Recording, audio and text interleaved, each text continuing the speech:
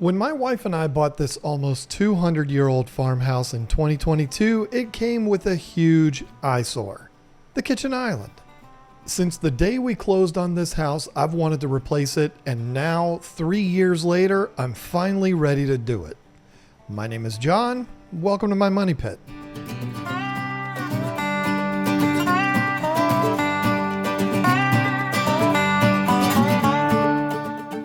So what was the problem with the island and why did I consider it an eyesore? Well, it all starts with the two-tiered top. This is a pretty popular thing 30 years ago when it was installed, and I don't really know why. It was too high to use as an eating surface, and it was too skinny to really do anything with. It was basically useless. Next is water damage. This island is a really cheap set of IKEA cabinets, which would normally be fine, unless water gets to it, and as I explained in my video about refinishing the floors, this kitchen has experienced some serious water issues. I'll put a card in the corner to that video if you want to see the most miserable experience of my life. So needless to say, one of the first things I did in this kitchen remodel was to remove the island and get it out of the way. I was originally going to try to salvage these cabinets and use them somewhere else, but some dummy that's going to remain nameless left them outside and didn't do a real good job of covering them up. And of course they got rained on. They're now in the Chowan County, North Carolina landfill. Anyway, with the island removed, I was able to expose the floor underneath and see what I was dealing with. And I'm glad I did it this way, because it turned out I needed to do some serious repairs and add some patches to the floor. I did this because we actually want to make the island about a foot shorter than the original. The nice thing is, once I patched those areas and then sanded them during the refinishing process, you can't even tell it was ever done. It's almost like I knew what I was doing. With the old IKEA cabinets removed and the floors patched and refinished, it was time to get started on the new cabinets. I was originally going to build these outside like I did the other cabinets, but the problem is we hit a spell here in North Carolina where it rained for like 3 weeks straight. If I waited to do it outside, I'd have never got it done. So I set up in the back of my barn. It wasn't ideal, but it worked and I didn't have to worry about rain. Kitchen islands have become something that people use as a focal point in their kitchens. And to be honest, I love that. I really like islands that are a total contrast from the rest of the kitchen and really stand out. So my plan for this one was to go pretty bold. As I said earlier, it's going to be about 12 inches shorter than the original, but it's also going to be about 12 inches deeper front to back, and all the same level, so we can use it as another table when we have the family over. Now I know you can't tell this because I look like I'm only about 27 years old, but believe it or not, I turned 51 this year. Let me know in the comments if you'd like to learn my secrets to looking so young and being in such great shape over 50. And also, I have a bridge to sell you. Between my wife and I, no, she is not even 50, by the way. We have 5 kids, and they're all grown and doing great in their adult lives. So great, in fact, that a couple of them have started breeding, and they come over a few times a year and bring a bunch of fry with them. Those fry need somewhere to sit when it's time to eat, so the island will be a great place for that. Or we might just have a kids' table somewhere else, and this will serve as a son-in-law's table. If you know how to change brakes in my daughter's vehicle and understand it's called a water heater, not a hot water heater, you might earn a seat at my table. Otherwise, you go sit over there. Anyway, with this top being almost 4 feet wide, there's going to need to be some support for the overhang, so I'm also going to be incorporating some end pieces that'll be wrapped with panels. This will all make sense when we get further into the build, I promise.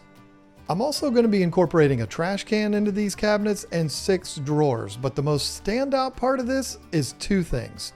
First, the cabinets are going to be painted black to provide that contrast to the rest of the cabinets, but then there's the countertop. When we were house shopping, one of the houses we looked at had the most amazing cherry countertop on the island.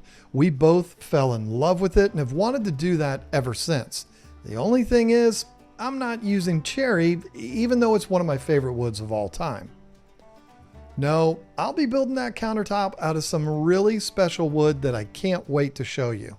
That'll be in the next video, so subscribe.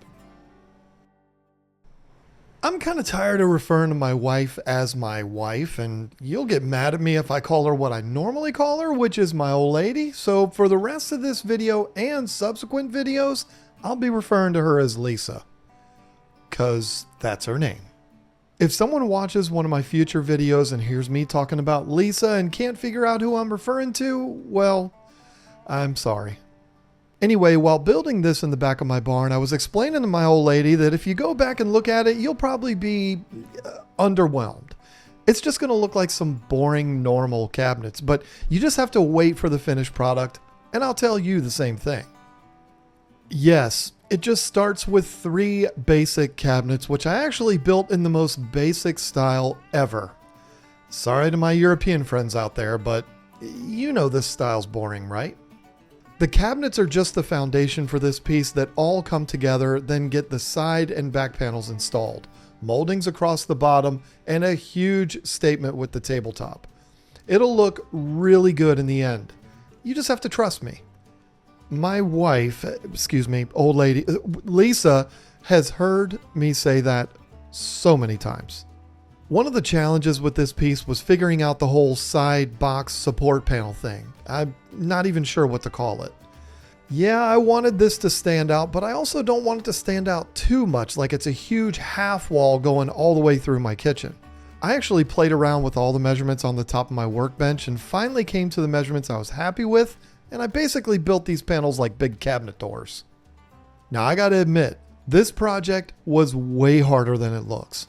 Not because cabinets are hard to build, but because at this point in the kitchen remodel project, we had hit the summer.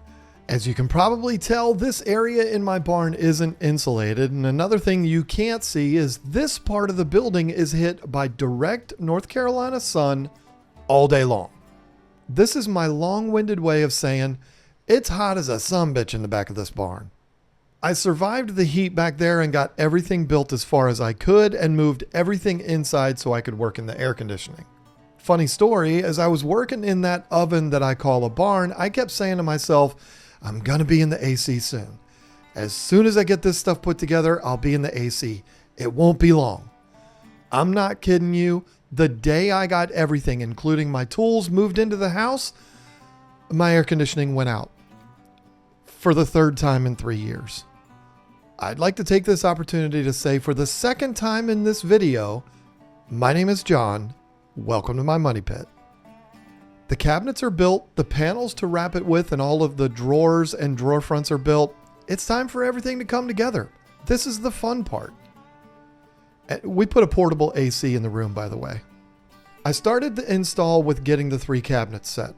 This was pretty straightforward. I screwed the 3 of them together, got it set in the right place, and screwed some strips of plywood to the floor to give me something to attach them to. Once they were leveled and secured into place, it was time to start building out the paneled sides and back. The side panels weren't too bad. It starts with a piece of 3/4 inch plywood cut to the exact same size as the large panels. I attached those to the end cabinets and then attached the front and back panels with glue and finish nails. To answer your question, yes, glue and nails will be plenty strong for this.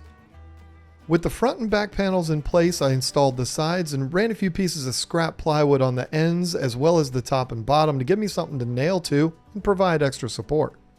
The pieces supporting the bottom are screwed down to the floor, so believe me when I tell you, Bruce Leroy couldn't even kick these hard enough to break them. The back panel was the same situation. I attached some vertical scraps as well as some attached to the floor and one across the top, and it was good to go.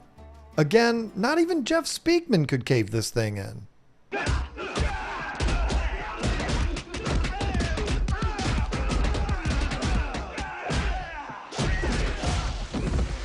See, I told you in the beginning this will all make sense when it comes together.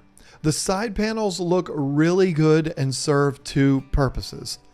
One is they provide the support for the overhang, which will give us that son-in-law area. And the second is they completely change the look of this compared to just having the sides of cabinets there. There's only one thing I wish I'd done. When I designed these side panels, I thought they all looked good on paper and even while I was building them, and I thought this was great, but once I got them installed, I kind of wish I had done 3 panels on each side rather than just 2. It wouldn't have taken a heck of a lot longer, and again, it would have completely changed the look. The panels would then resemble the size of the doors in the rest of the kitchen more, rather than being so much bigger. Oh well, it still looks really good, and my wife, old lady Lisa, likes it too, so. I have one last thing before I can start painting this thing, and that's to add the base trim around it. For this, I just used some pre-primed 1x4s and routed a small chamfer on it. Super simple. Oh, I also installed all of the drawer boxes, and before I move on to painting, I do have one thing to say. Buying cheap drawer slides from some dumb Chinese manufacturer that I've never heard of off Amazon was a huge mistake. These things are garbage. I hate them, and I wish I'd paid a little more and gotten the good ones. I do prefer side mount slides over the under mount ones. I don't know, it's just what I'm used to, but these suck. Show Enough could probably flick these things off with one finger, cause, you know, he is the master. String bean Rick James looking fool. I'm sorry, I apologize about that. I went through the whole thing and filled in all the nail holes, primed it with Sherwin-Williams wood and cabinet primer, and then got to painting. Now you might be asking why I didn't spray this piece prior to install, and I don't blame you for asking. There's no doubt that spraying leaves a better, smoother finish than a brush and roller.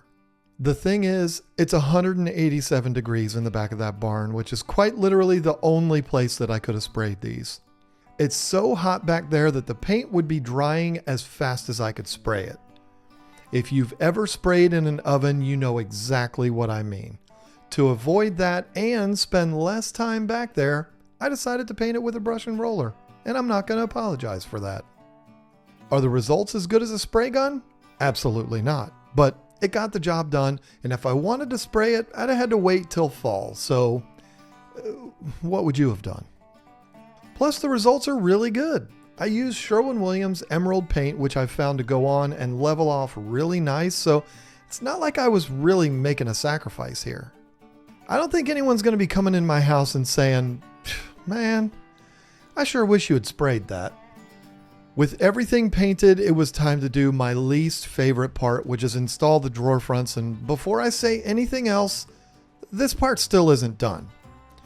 Yeah, they're installed, but I've still got to get in there and do some fine adjusting to the slides to get everything lined up perfectly and for them to slide in and out properly, which probably still won't happen because these slides are so terrible.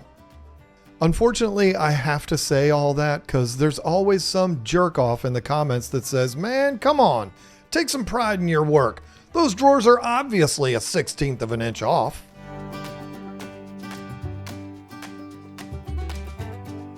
So here it is, the finally finished island, including the super high-end custom countertop. I felt like going really minimalistic on the countertop and making a huge statement with it. Listen, I'm a simple guy. I don't need some fancy stone or wood countertop to impress people. Just a 1/2 inch piece of BC plywood screwed down and sanded to 150 and we're good to go. Until I build the real countertop, which I'll definitely show you in a video. I just don't know when, because I got to build it in the back of the barn and, you know. Anyway, that's it. Bye. String bean Rick James looking fool. Beef killing.